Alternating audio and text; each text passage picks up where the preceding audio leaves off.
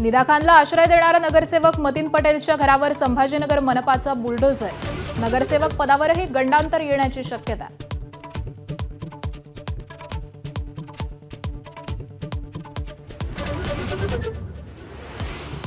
तोडक कारवाई करण्यासाठी आलेल्या महापालिका अधिकाऱ्यांचं मतीन पटेलच्या कुटुंबियांकडून उपहासात्मक स्वागत.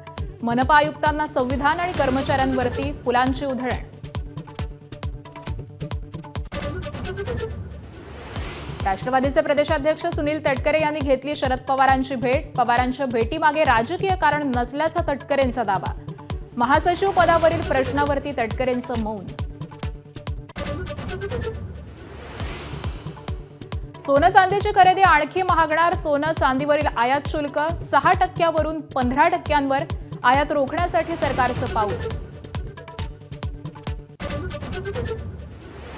सीबीआय संचालक निवडीवर राहुल गांधींचा तीव्र आक्षेप. सध्याची निवड प्रक्रिया ही लोकशाहीची थट्टा. विरोधी पक्षनेता रबर स्टॅम्प नाही. राहुल गांधींचा पंतप्रधान मोदींना लिहिलेल्या पत्रातून खरमरीत सवाल. नीट पेपरफुटी प्रकरणातील संशयित शुभम खैरनारचा सीबीआयनं घेतला ताबा. सीबीआय शुभमला घेऊन मुंबईकडे रवाना. रात्री उशिरापर्यंत प्राथमिक चौकशी केल्याची माहिती. गुजरात टायटन्सचा सनरायझर्स हैदराबादवरती दणदणीत विजय. गुजरातच्या 168 धावांचा पाठलाग करताना हैदराबाद 87 धावांवर गारद. गुजरातचं प्लेऑफमधील स्थान जवळपास निश्चित. नाशिक टीसीएस धर्मांतर प्रकरणामधील आरोपी निदा खानला आश्रय देणाऱ्या एमआयएम नगरसेवक मतीन पटेल यांच्या घरावरती पालिकेकडून अखेर कारवाई करण्यात आली आहे. निदा खानला आश्रय देण्यात आलेलं घर अनधिकृत असल्याप्रकरणी संभाजीनगर पालिकेनं मतीन पटेल यांच्या घरावरती कारवाई केली आहे. मनपाचे 100हून अधिक कर्मचारी अधिकारी दाखल झालेले होते. मतीन पटेलांच्या कुटुंबियांनी मनपा पथकाचं स्वागत करत गांधीगिरी करण्याचा प्रयत्न केला. फुलांच्या माळा आणि संविधानाची प्रत देऊन हे स्वागत करण्याचा प्रयत्न करण्यात आलाय. तर महापालिकेनं कारवाईबाबत याआधी नोटीस काढलेली होती. या विरोधात मतीन पटेल यांनी औरंगाबाद खंडपीठामध्ये याचिका दाखल केली होती आणि यावरती काल सुनावणी झाली. मात्र खंडपीठानं मतीन पटेलला कोणताही दिलासा दिला नाही. कारवाई थांबवण्याबाबत किंवा स्थगिती देण्याबाबत देखील कोणताही आदेश देण्यात आलेला नाही आणि त्यामुळे पालिकेकडून अनधिकृत बांधकामावरती बुलडोझर चालवण्यात येतोय.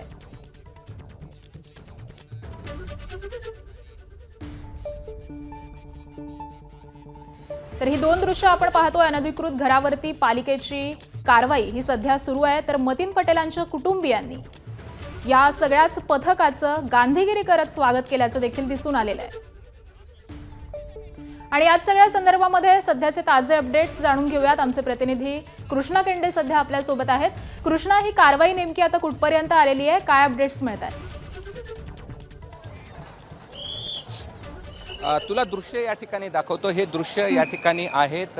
हे मतीन पटेलचं ऑफिस ज्या ठिकाणी होतं ते पूर्णपणे या ठिकाणी पाडण्यात आलेलं आहे आणि मनपाच्या पथकाच्या वतीनं ही कारवाई या ठिकाणी करण्यात येते आहे. आणि आत्ताची ही दृश्य आपण पाहतोय ते ऑफिसचे आहेत. थोड्या वेळापूर्वी घर पाडण्यात आलेलं होतं. घरावरती बुलडोझर चालवण्यात आलेलं होतं आणि त्यानंतर आता या ऑफिसवर देखील कारवाई करण्यात आली. आणि थोड्या वेळात ज्या ठिकाणी निदा खानला लपवलेलं होतं ते घर देखील पाडण्यात येईल. 2 JCBच्या वतीनं ऑफिस या ठिकाणी पाडण्यात आलेलं आहे. मात्र ऑफिस असेल किंवा घर असेल दोन्ही या ठिकाणी आपण पाहिलं तर पाडण्यात आलेले आहेत. आणि यानंतर आता जिथं निदा खानला लपवलं होतं त्या ठिकाणी देखील कारवाई करण्यात येईल. या कारवाईचं वैशिष्ट्य सांगायचं झालं तर ही कारवाई करण्यात येते आहे आणि त्यात लगेच या ठिकाणी तिथे जो पडलेला मलबा आहे तो देखील उचलण्यात येत आहे आणि त्यामुळे पुन्हा अनधिकृत बांधकाम होऊ नये याची दक्षता देखील करण्यात येते.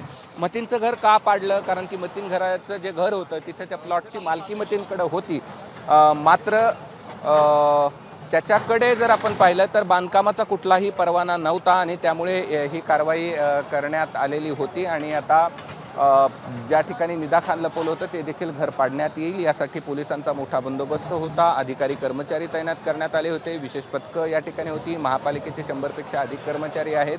10 ते 15 JCB या ठिकाणी तैनात करण्यात आलेत. आणि त्यामुळे सकाळी 6 वाजल्यापासून ही कारवाई आपल्याला छत्रपती संभाजीनगरच्या नारेगावमध्ये या ठिकाणी पाहायला मिळते आहे. आणि मतीन पटेलचं ऑफिस आणि घर हे दोनही या ठिकाणी जमीनदोस्त केलेलं आहे. अगदी त्यामुळे आता जवळपास तासभर लोटलेला आहे, ही कारवाई सुरू झालेली आहे. खरं तर कृष्णा, या आधी देखील तुम्ही अपडेट दिलेली होती की एमआयएमचे नेते इम्तियाज जलील यांनी मतीन पटेलांची भेट घेतलेली होती. त्यामुळे या भेटीमधली काही अपडेट्स मिळतात का? काय नेमकी चर्चा झालेली आहे?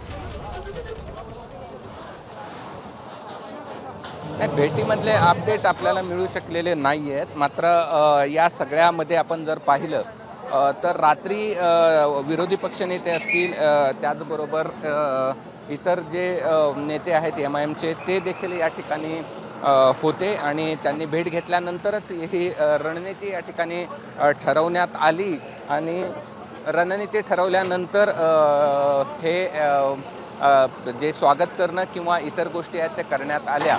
मात्र त्यांचं असं मत आहे की या सगळ्या मध्ये जशी कारवाई मतींवरती झाली, इतर जसे 12 नगरसेवक आहेत त्यांच्यावर देखील करण्यात यावी, ज्यांच्यावर अतिक्रमणाची या ठिकाणी तक्रार पालिकेमध्ये आहे आणि त्यामुळे ती कारवाई होते का हे पाहणं देखील महत्त्वाचं असणार आहे. मात्र रात्री उशिरापर्यंत इम्तियाज जलील हे स्वतः मतींच्या घरच्यांच्या कुटुंबियांची त्यांनी भेट घेतली आणि आत्ता आपण ही दृश्य पाहतो की ऑफिसच्या समोरचं जे बांधकाम आहे ते या ठिकाणी पाडण्यात आलेलं आहे.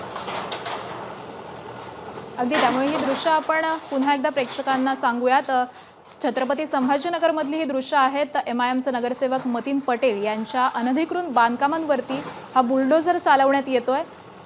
निदा खानला आश्रय देणं हे मतीन पटेल यांना चांगलंच भोवल्याचं दिसून येत आहे. त्यानंतर त्यांची अनधिकृत जी बांधकामं आहेत ही देखील समोर आलेली होती आणि या सगळ्याच प्रकरणामध्ये मनपा आता ॲक्शन मोडवरती आलेली आहे. महानगरपालिकेकडून ही सगळी तोडक कारवाई करण्यात येते आहे. या सगळ्याच संदर्भातले अपडेट कृष्णा तुमच्याकडून वेळोवेळी जाणून घेऊ. तुर्तास धन्यवाद या माहितीसाठी.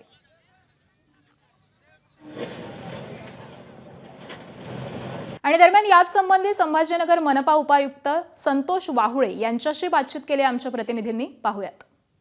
आपल्यासोबत मनपाचे अधिकारी देखील आहेत, आपण त्यांच्याशी बोलूया. सर, कशी कारवाई केली जाते आहे आणि कधीपर्यंत आणि कुठे कुठे कारवाई केली जाईल? ही कारवाई आम्ही यापूर्वी ज्या नोटिसेस दिलेल्या होत्या त्या नोटीसच्या अगेन्स्टमध्ये जे खुलासा आम्हाला अपेक्षित होता तो कायद्याच्या प्रमाणे खुलासा न केल्यामुळे आम्ही ही कारवाई करत आहोत. आणि सगळ्यात महत्त्वाची बाब म्हणजे हे इथले जे मालक होते, ह्या घरमालक यांनी कुठलेही बिल्डिंग परमिशन असेल, कुठलंही भोगवटा प्रमाणपत्र असेल, हे महानगरपालिकेचं न घेता इतक्या मोठ्या प्रमाणात इथे त्यांनी केलेलं होतं. त्यामुळे आज आम्ही या कारवाईसाठी आलेलो आहोत. आणि या विषयासंदर्भाने जे मालक आहेत घराचे ते माननीय उच्च न्यायालयामध्ये गेले होते. मात्र माननीय उच्च न्यायालयाने कुठल्याही प्रकारे तिथे त्यांना रिलीफ दिलेलं नाही आहे. कुठली स्टे ऑर्डर न दिल्यामुळे आज आमची 24 तासाची मुदत संपुष्टात आली. आज कारवाई करतोय. तुमचं स्वागत केलं गेलं, संविधान दिलं गेलं आणि त्यांच्यासोबत एक मत व्यक्त केलं की जशी कारवाई मतीन याच्यावरती केली तसे तुमच्याकडे जे 12 प्रकरणं पेंडिंग आहेत नगरसेवकांची त्यावरती देखील होईल अशी अपेक्षा त्यांनी व्यक्त केली. अतिशय त्याची जे काही आम्ही ड्यू प्रोसेस ऑफ लॉ म्हणतो त्या पद्धतीने त्यांनाही उचित याच्यामध्ये नोटिसेस दिल्या जातील. त्यांच्याकडूनही खुलासा मागवला जाईल. जर खुलासा समाधानकारक नसेल तर निश्चितपणे त्यांच्यावरही ह्याच प्रकारची कारवाई करण्यात येईल. दरम्यान मतीन पटेल यांच्या शेजाऱ्यांनी पालिका कारवाईवरती टीका केली आहे आणि मतीन पटेल यांचं समर्थन केलंय. बघूयात. इनके वालिद साहब ने क्या करे, इनके बच्चों के हिस्से दे दिए. ये जो घर है यहाँ से इधर, ये मतीन पटेल हमारे जो नगर सेवक है उनका ये है, और ये जो उनके भैया मोहसिन ये उनका है. मगर प्रशासन ने ऐसी नोटिस कैसी नोटिस दी है समझ में नहीं आया. तो तोड़ रहे किसका घर आप? नगर सेवक का तोड़ रहे क्या उनके भाई का तोड़ रहे? करना क्या? प्रशासन भी ऐसा काम कर रही है. क्या करना चाहिए बोलिए आप. सर, हमारे को तो इतना ही लग रहा है कि ये इतना बड़ा गुनाह नहीं जो आप घर से बेघर कर दे रहे हो. सर, उसमें आप डीप में जाओ कि इतना बड़ा भी गुनाह नहीं किया भाई ने, और यहाँ की आवाम ने उनको चुन के दिया. वो अच्छा आदमी था तभी चुन के दिया ना उनको. अगर वो खराब आदमी होता ऐसे काम वाला तो उसको पब्लिक भी चुन के नहीं देती. स्वतःहून काढून घेतलं हे सगळं घर. हाँ, कार्ड तो इसलिए लिए उसको कि हमारा भी बहुत सारा नुकसान हो जाता था. हम जो बचाना चाहते थे हम बचा लिए. अब जो है तो उसको उनके हवाले कर देंगे. हम तो ये चाह रहे थे कि उनको हम हार डाल के उनको ये बोले कि आप तोड़ दो. आपने हमको नोटिस दे दिए, हर चीज़ दे दिए, वो भी इलीगल दिए. 24 घंटे की भी नहीं, अभी 24 घंटा हुआ भी नहीं जो आपने हमारे को कोर्ट से दिए थे. हुआ क्या 24 घंटा? उससे पहले ही आप वहाँ पे 200-250 लोग लेके आ गए. वो गलत है ना सर. छत्रपती संभाजीनगरमध्ये MIMच्या अडचणीत मोठी भर पडली आहे. नगरसेवक मतीन पटेल प्रकरणानंतर आता MIMच्या मेराज खान जलील खान या नगरसेवकाला पोलिसांनी अटक केलेली आहे. महानगरपालिका निवडणुकीमध्ये नगरसेवक पद अबाधित ठेवण्यासाठी 2 पेक्षा जास्त अपत्य असल्याचा नियम धाब्यावरती बसवून स्वतःच्या तिसऱ्या मुलाला सख्या भावाचा मुलगा असल्याचं भासवल्याचा प्रकार उघडकीस आलाय। यासाठी बनावट जन्मदाखला आणि शाळेचं खोटं बोनाफाईड सर्टिफिकेट हे तयार करून शासनाची आणि मनपाची फसवणूक केल्याप्रकरणी एमआयएमचे नगरसेवक मिराज खान, त्यांची पत्नी, भाऊ, भाऊजय आणि एका शाळेच्या मुख्याध्यापकासह 7 जणांविरुद्ध शहर चौक पोलीस ठाण्यामध्ये गुन्हा दाखल करण्यात आलाय। व्यापारावरील प्राणघातक हल्ल्याच्या गुन्ह्यामध्ये पकडण्यात आलेल्या एका अल्पवयीन मुलाच्या तपासामधून या संपूर्ण बनावटीचं बिंग हे फुटलेलं आहे।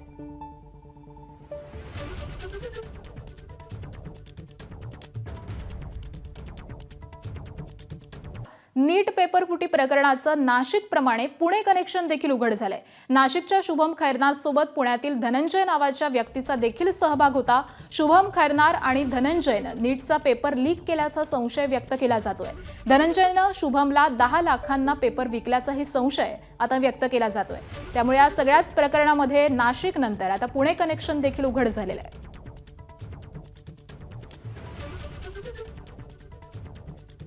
आणि याच सगळ्या संदर्भामध्ये अपडेट देतात आमचे प्रतिनिधी सोमेश कोलगे सध्या आपल्या सोबत आहेत। सोमेश, नीट पेपर फुटी प्रकरणामध्ये पुणे कनेक्शन देखील उघड झालंय, काय सगळी माहिती आहे? पुण्याच्या आणि नाशिकच्या अशा 2 ठिकाणच्या म्हणजे 2 ठिकाणचे आरोपी सध्या या प्रकरणामध्ये पकडले गेलेले आहेत। त्यामध्ये एक असं आहे की नाशिकच्या शुभम याने पुण्यामध्ये राहणारा जो धनंजय होता त्याला हा पेपर जो आहे तो दिला होता। म्हणजे धनंजयने साधारणपणे हा पेपर शुभमला 10 लाख रुपयांना विकला होता आणि त्यानंतर शुभमने हा पेपर टेलिग्रामच्या माध्यमातून 15 लाख रुपयाला विकला असं समजतंय। त्यामुळे धनंजयनी तसं पाहायला गेलं तर जो पुण्याचा आहे त्यांनी हा पेपर पहिल्यांदा शुभमला विकला होता आणि त्या बदल्यामध्ये 10 लाख रुपये घेतले होते आणि नंतर मग शुभमनी टेलिग्रामतून हा पेपर 15 लाख रुपयांना काही ठिकाणी काही लोकांना विकला समजतंय।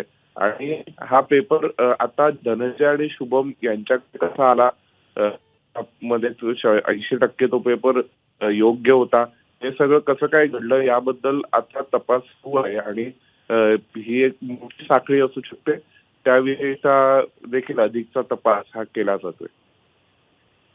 निश्चित, त्यामुळे या सगळ्याच तपासासंदर्भातले अपडेट तुमच्याकडून वेळोवेळी घेऊ। तुर्तास धन्यवाद सोमेश। आणि नीट पेपर फुटी प्रकरणामध्ये लातूर कनेक्शन समोर येण्याची शक्यता निर्माण झालेली असून एका तक्रारीनंतर लातूर पोलिसांनी तपास सुरू केलेला आहे। विशेष म्हणजे संबंधित क्लास चालकाचं नाव मात्र अद्यापही उघड करण्यात आलेलं नाहीये। 12 मे रोजी एका विद्यार्थिनीच्या पालकांनी पोलीस अधीक्षक कार्यालयामध्ये प्रत्यक्ष उपस्थित राहून लेखी तक्रार दिली। तक्रारीनुसार लातूरमधील एका खासगी क्लासनं नीट परीक्षा होण्यापूर्वी विद्यार्थ्यांना मॉक टेस्ट पेपर दिलेला होता। या पेपरमधील तब्बल 42 प्रश्न हे नीट 2026च्या प्रत्यक्ष परीक्षेमध्ये जसेच्या तसे आल्याचा दावा करण्यात आलाय।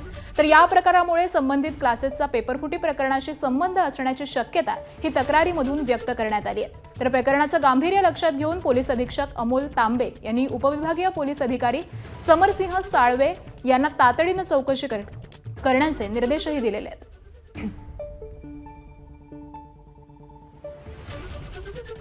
आणि याच सगळ्या संदर्भामध्ये आपण अपडेट जाणून घेऊयात। आमचे प्रतिनिधी निशांत भद्रेश्वर सध्या आपल्या सोबत आहेत। निशांत, खरं तर नाशिक, पुणे आणि त्यानंतर आता लातूरचं कनेक्शन हे देखील समोर येत आहे। काय नेमकी तक्रार दाखल करण्यात आलेली होती, काय अधिकची माहिती आहे? विषय असा आहे की ज्या पद्धतीनं संपूर्ण महाराष्ट्रातून लातूरला मोठ्या प्रमाणात विद्यार्थी हे 11वी-12वीच्या शिक्षणासाठी येत असतात आणि लातूर या ठिकाणी दरवर्षी किमान MBBS ला 1000पेक्षा अधिक विद्यार्थी हे MBBSच्या परीक्षेत पास होतात आणि डेंटल असेल, वेटरनरी असेल किंवा आयुर्वेदिक विषय असतील या भागाकडे जाणाऱ्या विद्यार्थ्यांची एकूण जर संख्या काढली डॉक्टर होणाऱ्या संख्येची 4 ते 4,500 होते आणि या ठिकाणी अशा पद्धतीचा जर विषय होत असेल तर ते अधिक गांभीर्याने सांगण्याची बाब आहे।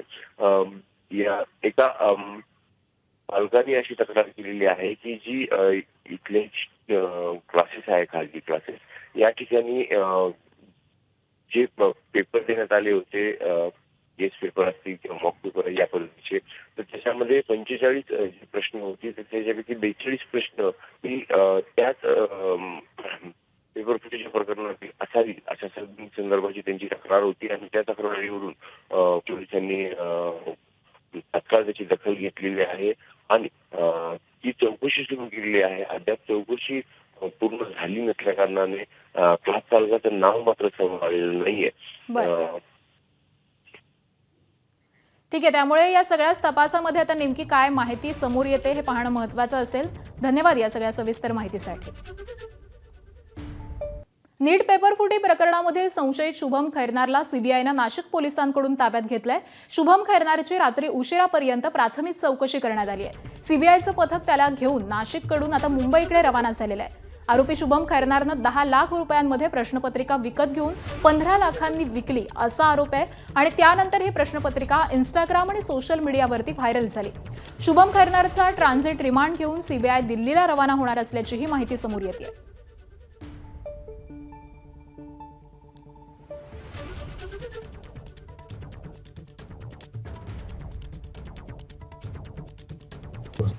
त्याचा काही हात नसावा, कारण त्याला दर महिन्याला आपण इथनंच पैसे पाठवायचो आणि तसं दर महिन्याला तो दररोज त्याचा फोन व्हायचाच. आज प्रॅक्टिसला आहे, हॉस्पिटलला आहे आणि तो नाशिकमध्येच असल्या कारणाने बाहेरचा त्याचा काही संबंध नव्हता. तो असं काही करू शकत नाही, कारण तो ज्यावेळेस आपण त्याला संपर्क करायचो तो नाशिकला प्रॅक्टिसला असायचा, हॉस्पिटलला, किंवा मग सायंकाळी घरी असायचा. त्याच्यामुळे त्याचा ह्या प्रकरणाशी काही संबंध असू शकत नाही. आणि दरम्यान शुभम खैरनारच्या घराबाहेरूनच आढावा घेतलाय आमच्या प्रतिनिधींनी. जाणून घेऊया.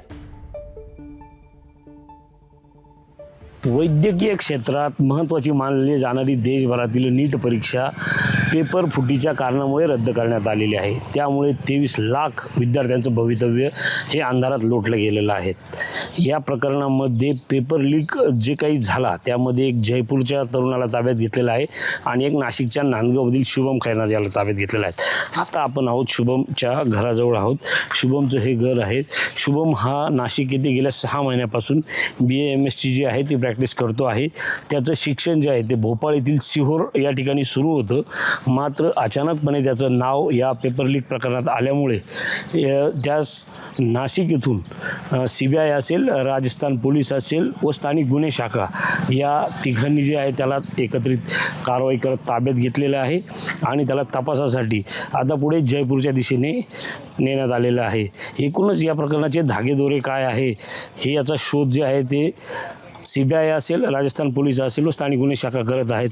या प्रकरणातील शुभमचे जे काही वडील आहेत डॉक्टर मधुकर खैरनार यांनी मात्र या प्रकरणी माझा मुलगा निर्दोष आहे, या प्रकरणात त्याचा काहीही संबंध नसावा, गेल्या 6 महिन्यापासून तो नाशिकला BAMSची प्रॅक्टिस करतो, त्याला खर्चायला लागणारी रक्कमसुद्धा आम्ही नांदगाववरून पाठवत असतो, अशा पद्धतीची त्यांनी माहिती दिलेली आहे. जे काही चौकशी होईल ते समोर येईल, तथ्य समोर येईलच असं देखील त्याच्या वडिलांनी प्रतिक्रिया दिलेली आहे. मात्र माझा मुलगा जो आहे तो निर्दोष आहे असं त्यांनी ठामपणे सांगितलेलं आहे. एकूणच या प्रकरणाचे धागेदोरे कुठपर्यंत पोहोचतात हे पाहणं यापुढे महत्त्वाचं ठरणार आहे. संदीप जेजुरकर, ABP माझा, नांदगाव, नाशिक.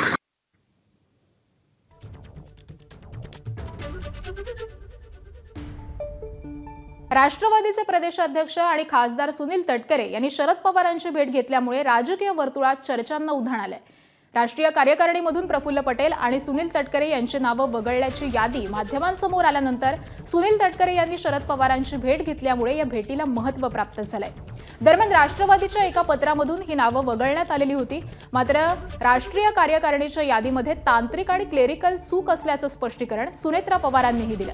त्यानंतर संध्याकाळी तटकरे पवारांच्या भेटीला त्यांच्या निवासस्थानी दाखल झाले. त्यामुळे राजकीय वर्तुळामध्ये चर्चांना उधाण आलंय.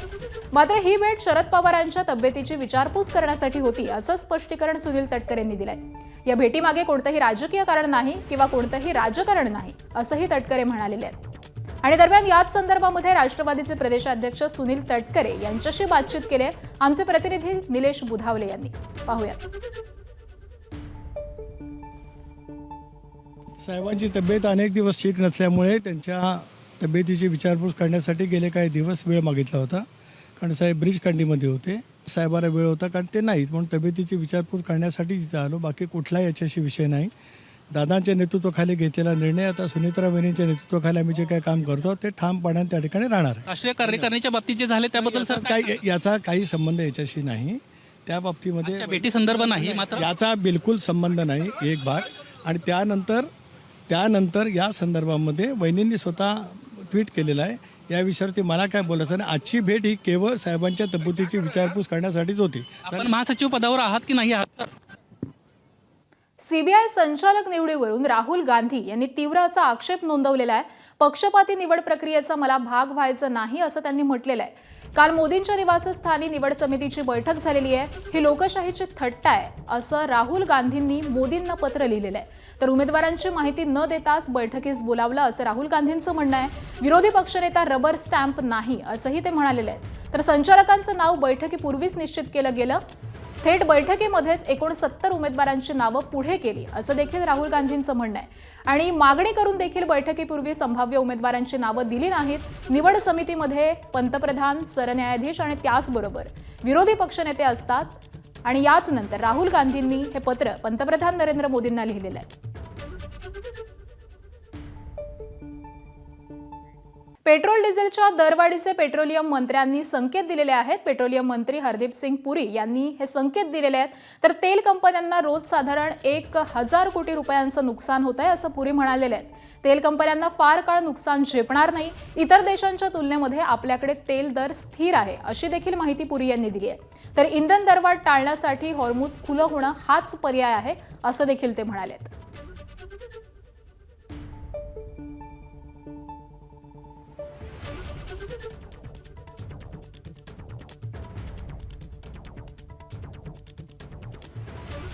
तटकरे यांचं नाव कार्यकारिणीत नव्हतं. त्या पार्श्वभूमीवर त्यांनी शरद पवारांची काल भेट घेतली. ते सांगतात की तब्येतीसाठी भेट घेतली, परंतु चर्चा वेगळ्या आहेत. मला वाटतं की शरद पवार साहेबांच्या आणि तटकरेंच्या भेटीबद्दल राजकीय वावड्या उठवणे चुकीचं आहे. कारण तटकरेजी यांनी आणि त्यांच्या परिवाराने आयुष्यभर शरद पवार साहेबांसोबत त्यांच्या राजकीय, सामाजिक आणि सर्वच पारिवारिक विषयावर त्यांचा संबंध राहिलेला आहे. आणि त्यामुळं कधी आपल्या भावनेतनं, कधी आपल्या एखाद्या वेळी चर्चा करावीशी वाटतं की आपले जे स्नेही असतात. मी साहेबाकडे जाऊन आलो, याचा अर्थ काही राजकीय विषय नसतात. मला वाटतं त्याच्यात काही राजकीय संदर्भ घेण्याची गरज नाही. नाशिकचा जो कॉर्पोरेट जिहादचा प्रकरण होतं त्याच्यामध्ये निदा खान एक आरोपी आहे आणि तिला आश्रय देणारा जो MIMचा नगरसेवक होता त्याच्या अनधिकृत बांधकामाचा पाडकाम पहाटेपासून सुरू करण्यात आलं. निदा खानसारख्या अत्यंत गंभीर आरोपाखाली असलेल्या आरोपीला अशा प्रकारचा आश्रय देणे हा खेदजनक आहे. म्हणून पोलिसांनी कारवाई केली असेल. खरं तर पोलिसच ठरवतात की असे आरोपी आणि त्याला शह देणारे आरोपी यांच्याबद्दल काय निर्णय घ्यायचा. आणि त्यामुळे मला वाटतं तो निर्णय घेतला असेल. MIM पक्षाने पण निर्णय काहीतरी घ्यायला पाहिजे अशा लोकांना पक्षात ठेवून. नाही, सर्वच पक्षांनी ही संस्कृती, संस्कार पाळले पाहिजे की इतका गंभीर प्रकरण आहे, समाजाला कलंक असलेलं प्रकरण आहे. अशा प्रकरणात आरोपीला त्या ठिकाणी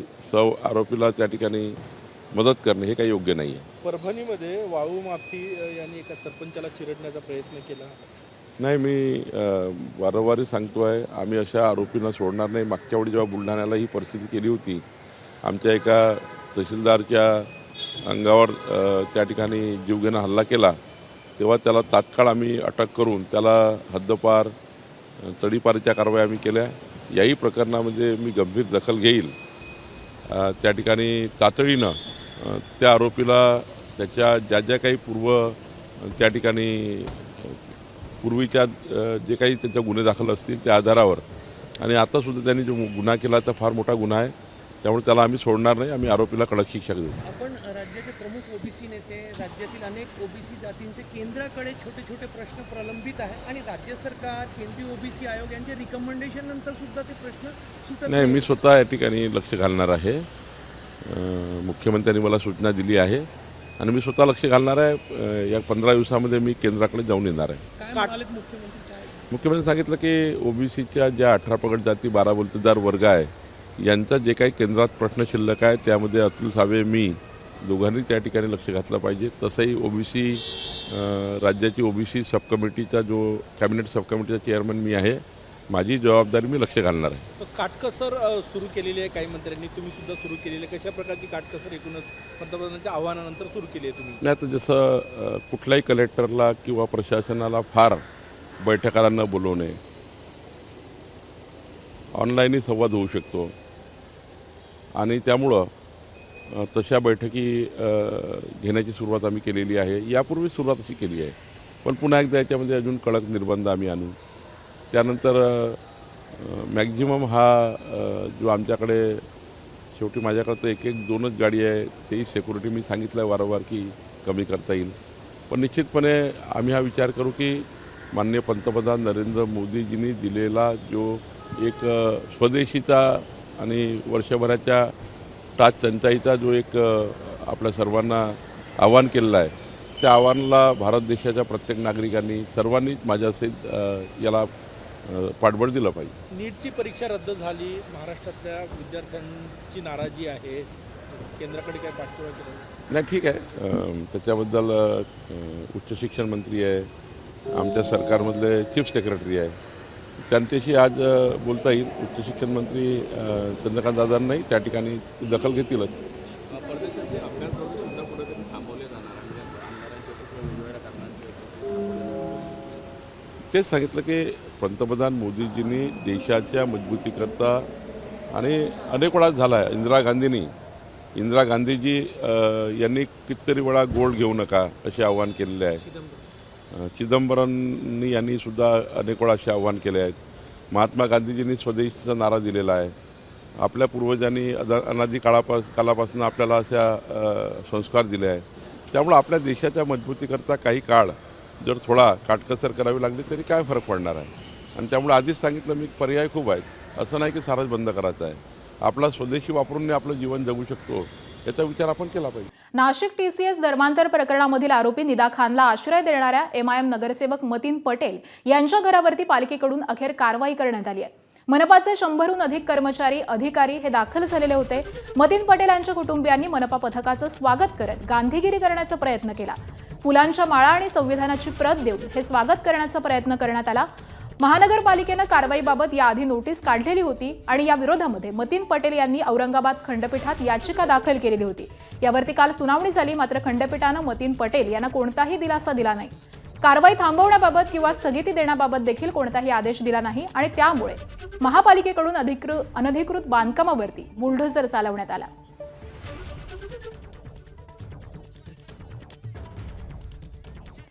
छत्रपती संभाजीनगरमध्ये एमआयएम नगरसेवक मतीन पटेल यांच्या अनधिकृत घरावरती एका ठिकाणी पालिकेची कारवाई सुरू असतानाच आता थोड्याच वेळामध्ये निदा खानला आश्रय देणाऱ्या मतीन पटेलच्या अनधिकृत घरावरती देखील पालिका कारवाई करणार आहे.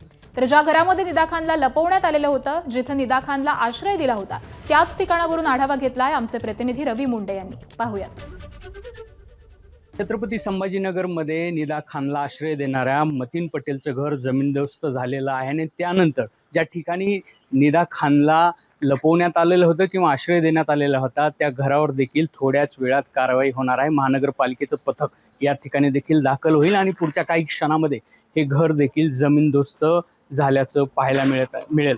खरं तर मोठ्या प्रमाणावरती पोलिसांचा बंदोबस्त या ठिकाणी तैनात करण्यात आलेला आहे. जवळपास या ठिकाणचा 500 मीटर अंतरावरती मोठ्या प्रमाणात पोलिसांचा फौजफाटा आहे. कुठलाही अनुचित प्रकार घडू नये यासाठीची काळजी घेण्यात आलेली अशी देखील माहिती मिळत आहे की माजी खासदार इम्तियाज जलील हे देखील रात्री या ठिकाणी आलेले होते आणि त्यांनी काही इथल्या स्थानिक लोकांशी चर्चा करून प्रशासनाच्या कारवाईला प्रतिसाद देण्याचं कबूल केलेलं होतं अशी देखील माहिती आहे. आणि त्याचमुळे कुठेतरी या ठिकाणी विरोध होताना पाहायला मिळत नाही थोडासा देखील. आणि आपण हे जे घर बघतोय, ज्या ठिकाणी निदा खान जवळपास 7 दिवस या ठिकाणी आश्रयाला होती, मतीन पटेलनं हा आश्रय दिल्याचं बोललं जातं ना. आता या घरावरती थोड्याच वेळात महानगरपालिकेचं पथक या ठिकाणी दाखल होईल आणि हे घर देखील पुढच्या काही क्षणामध्ये जमीनदोस्त झाल्याचं पाहायला मिळेल. रवी मुंडे, एबीपी माझा, छत्रपती संभाजीनगर.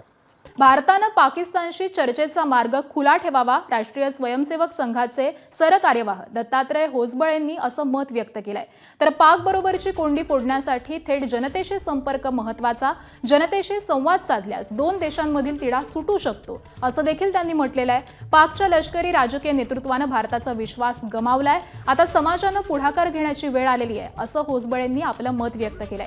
देशाची सुरक्षा आणि आत्मसन्मान जपला पाहिजे असंही त्यांनी म्हटलेलं आहे.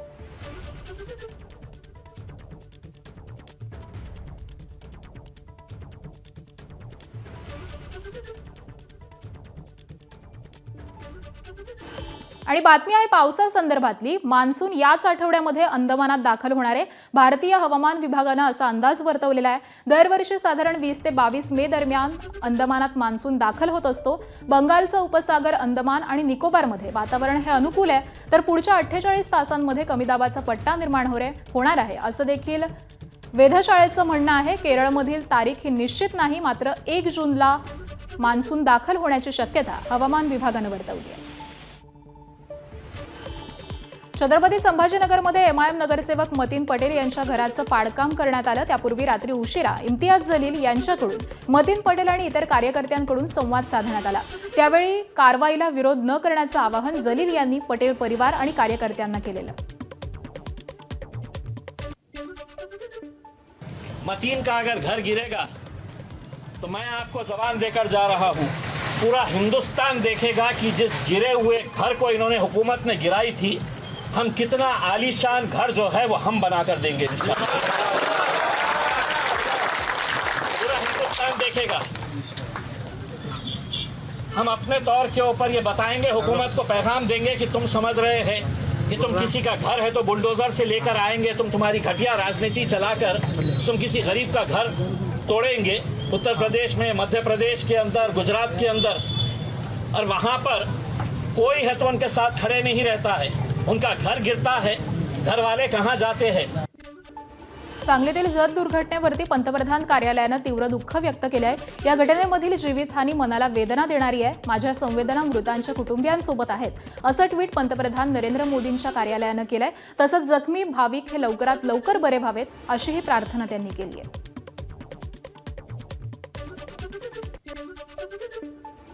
माओवाद्यांचा सर्वात क्रूर नक्षलवादी हिडमाच्या एन्काउंटर नंतर देखील एका गाण्याच्या माध्यमामधून त्याचं जोरदार उदात्तीकरण सुरू आहे. हिडमा कसा चांगला आणि सामान्य आदिवासींसाठी लढणारा होता आणि सीआरपीएफ सुरक्षा दलांनी त्याचबरोबर केंद्र सरकारनं कशा पद्धतीनं हिडमा आणि आदिवासींना चिरडून टाकलं अशा आशयाचं एक गाणं सध्या मोठ्या प्रमाणावरती व्हायरल होत आहे. अनेक ठिकाणी हे गाणं वाजवलं जात आहे. पुणे आणि गडचिरोलीमध्ये त्या संदर्भात गुन्हे देखील दाखल झाले. हिडमाच्या उदात्तीकरणाच्या माध्यमातून शहरी भागातील तरुणांमध्ये नक्षलवादी विचारसरणी पेरण्याचा प्रयत्न होत असल्याचा आरोप आता होऊ लागलाय.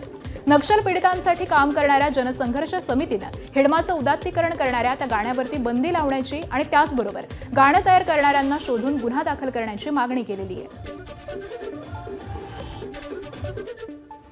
केंद्रातील ओबीसी आरक्षणासाठी आता वीरशैव लिंगायत समाज आक्रमक झालेला असून त्यांनी सरकारला थेट इशारा दिलाय. राज्यामध्ये जवळपास 35 लाख लोकसंख्या असलेल्या वीरशैव लिंगायत समाज गेले अनेक वर्ष केंद्रातील ओबीसी प्रवर्गामध्ये आरक्षणाची मागणी करतोय.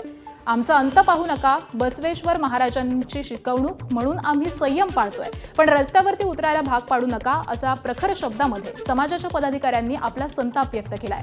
महाराष्ट्र सरकार आणि ओबीसी आयोगाची शिफारस असून देखील केंद्र स्तरावरती आरक्षण का रखडलंय असाही सवाल करत आता आंदोलनाचा इशारा त्यांनी दिलेला आहे.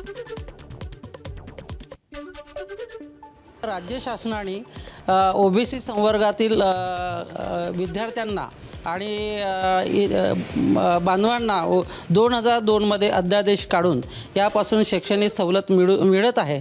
याच शासन निर्णयाच्या अनुषंगाने केंद्रामध्ये सुद्धा या शासन निर्णयाला मंजुरी द्यावी अशी आमची मागणी आहे. केंद्र सरकारला एवढीच विनंती आहे की आता आमचा अंत न पाहता आमच्या समाजाला तात्काळ ते ओबीसीमध्ये समाविष्ट करावं अशी शासनाला विनंती आहे. जवळपास 35 लाख संख्या महाराष्ट्रात आहे आणि तरुणाची बेरोजगारीची समस्या फार मोठी आहे.